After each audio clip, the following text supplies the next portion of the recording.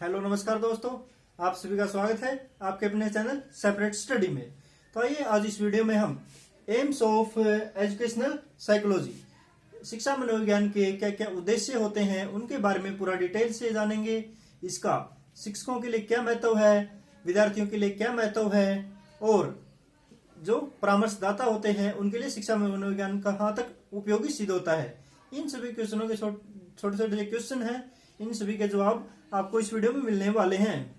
और यदि आप किसी भी competitive exam specially teacher exam की तैयारी कर रहे हैं तो ये टॉपिक आपके लिए बहुत ही महत्वपूर्ण है। एजुकेशनल साइकोलॉजी का पहला ही टॉपिक मान लीजिए इसको एक प्रकार से।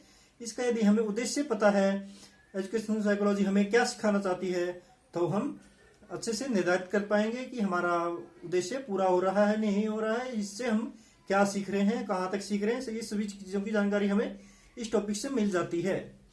तो आइए शुरू करते हैं इस वीडियो में। पहला पॉइंट है, शिक्षा मनोविज्ञान का पहला उद्देश्य है शिक्षकों की सहायता करना। तो इसका जो एजुकेशनल साइकोलॉजी होती है उसका पहला उद्देश्य होता है शिक्षकों की सहायता करना। शिक्षकों की सहायता करना। तो ये जो एजुकेशनल साइकोलॉजी होती है वो शिक्षकों की एक प्रकार से बहुत ही फैसिलिटेट या सहायता करती है, उनको फैसिलिटेट करती है। और इससे जो शिक्षा मनोविज्ञान होता है, शिक्षक जो विद्यार्थी होते हैं, शिक्षार्थी होते हैं, उनके व्यवहार के बारे में पूर्ण जानकारी प्राप्त कर सकता है यदि उसे चाइल्ड साइकोलॉजी, एजुकेशनल साइकोलॉजी का ज्ञान है तो। और जिस तरह उनका कमजोरियां, असफलताओं के बारे में भी जानकारी प्राप्त कर सकता है। तो इस प्रकार से यह शिक्षा मनोविज्ञान है, कई प्रकार से शिक्षकों की मदद करती है।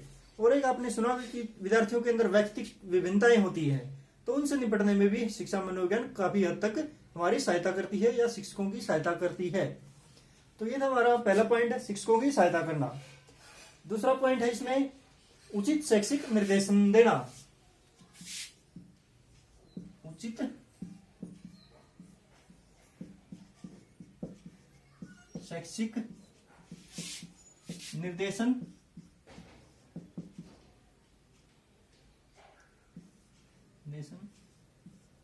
देना। तो यह शैक्षिक जो शिक्षा में इंस्ट्रक्शन होते हैं, शिक्षा के अंदर उचित शैक्षिक निर्देशन भी देता है, जिस तरह मानसिक अक्षमता के अनुरूप, अभिरुचि के अनुरूप और अक्षमता के अनुरूप बच्चों को पढ़ाने में सहायता करता है हमारी। जिस तरह अलग अलग बच्चों की अलग अलग अभिरुचि होती है, अलग अलग अक्षमता होती है और अलग अलग मानसिक अक्षमता होती है, IQ लेवल भी अलग अलग होता है। तो उनसे निपटने में ये शिक्षा मनोविज्ञान हमारा सहायता करता है और हमें उचित शैक्षिक निर्देशन भी देता है। ये आगे चलते हैं नेक्स्ट पॉइंट के ऊपर, उचित पाठ्यक्रम बनाना। तो ये हमारा जो शिक्षा मनोविज्ञान है वो बच्चों के लिए एक उपयोगी पाठ्यक्रम बनाने में भी मदद करता है, पाठ्यक्रम निर्माण में मदद करता है। पाठ्यक्रम निर्माण करने में, तो पाठ्यक्रम निर्माण करने में भी ये शिक्षा मनोविज्ञान है हमारी काफी मदद करता है। इससे हमें पता चलता है कि हमें पाठ्यक्रम किस तरह का बनाना चाहिए। आपने सुना जैसे कई बार चाइल्ड सेंटर्ड एजुकेशन, बाल केंद्रित शिक्षा। तो आजकल ये बाल केंद्रित जो शिक्षा है उसका विस्तार भी काफी हो रहा है, तो उसके अनुसार ही पाठ्यक्रम बनाने में ये शिक्षा मनोविज्ञान है, ये मदद करता है। तो आइए चलते हैं नेक्स्ट पॉइंट पर, उचित व्यवसायिक निर्देशन प्रदान करना। तो ये जो होता है हमारा to impart proper vocational guidance. Vocational guidance किस प्रकार देता है शिक्षा मनोविज्ञान है, वो बच्चे के अभिरुचि, उसकी योग्यता और उसकी अक्षमता, इन चीजों को आधार बनाकर उसे उचित व्यवसायिक निर्देशन देने में भी सहायता करता है। तो लिख देते हैं यहाँ पर पॉइंट है, व्यवसायिक निर्देशन देने में, व्यावसायिक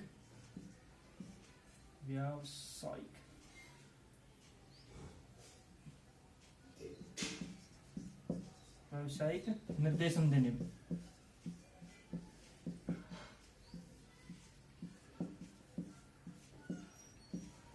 अब चलते हैं नेक्स्ट पॉइंट पर। तो दोस्तों नोट्स साथ साथ में बनाते रहिए आप, इन चीज़ों को नोट जरूर करते रहिए कहीं पर। इससे आपका ये टॉपिक कंफर्म पक्का हो जाता है, आपको आगे दिक्कत नहीं आती। दोबारा इसको रीड करेंगे तो तब आपको नोट्स आसानी से आपके लिए तैयार हो जाएंगे, पढ़ने में दिक्कत नहीं आएगी दोबारा इसमें। आगे है उचित अध्यापन विधि प्रस्तुत करना। तो ये उचित अध्यापन की विधि भी प्रस्तुत करने में सहायता करता है। तो अध्यापन विधियों के विकास में भी ये शिक्षा मनोविज्ञान है, ये मदद करता है। अध्यापन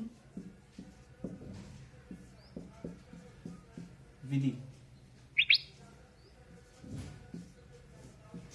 के विकास में भी मदद करता है या उसके निर्माण में मदद करता है, एक ही बात है ये। तो उचित अध्यापन विधि के भी निर्माण में ये शिक्षा मनोविज्ञान है, ये हमारी सहायता करता है। तो दोस्तों वीडियो पसंद आ रहा तो लाइक का बटन दबा दो और चैनल को सब्सक्राइब करना मत भूलिएगा। और वीडियो दोस्तों में जरूर शेयर कर दीजिएगा। जो भी आपके दोस्त competitive exam specially teacher exam की तैयारी कर रहे हैं उनके लिए बहुत ही महत्वपूर्ण वीडियो है। और हमारी प्लेलिस्ट में भी काफी सारी आपकी मदद के लिए वीडियो उपलब्ध है, आप प्लेलिस्ट में जाकर जरूर देखिए एक बार।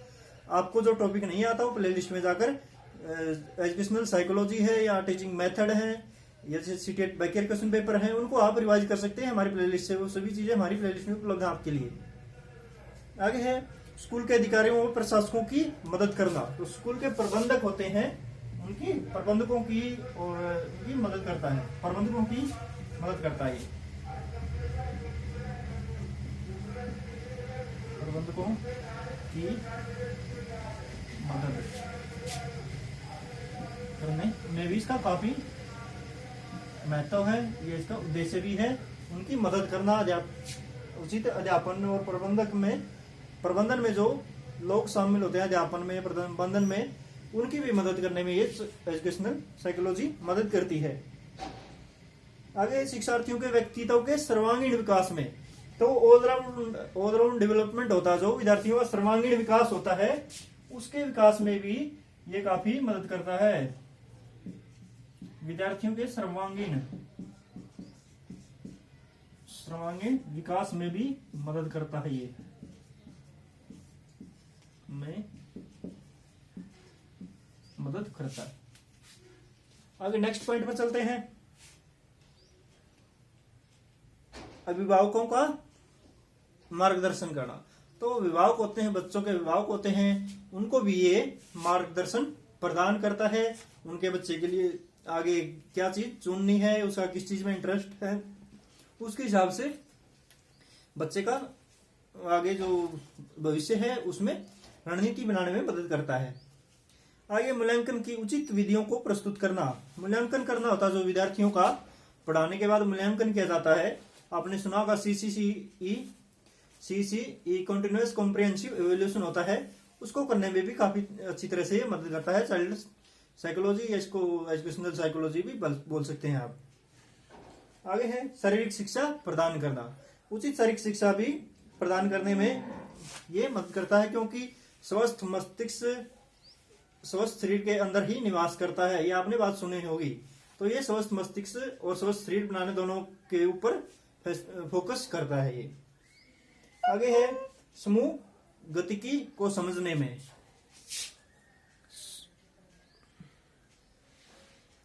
समूह गतिकी को समझने में, तो ये समूह गतिकी को समझने में भी काफी मदद करता है। तो ये तो हमारा दोस्तों एजुकेशनल साइकोलॉजी के एम्स हमने पढ़े। चाइल्ड साइकोलॉजी या एजुकेशनल साइकोलॉजी बोलते हैं, इसके एम्स क्या क्या हैं, ये काफी सारे पॉइंट हमने सीखे इस वीडियो में। तो ये थे हमारे एजुकेशनल साइकोलॉजी के एम्स।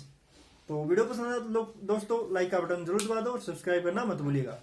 और वीडियो देखने के लिए धन्यवाद दोस्तों, धन्यवाद।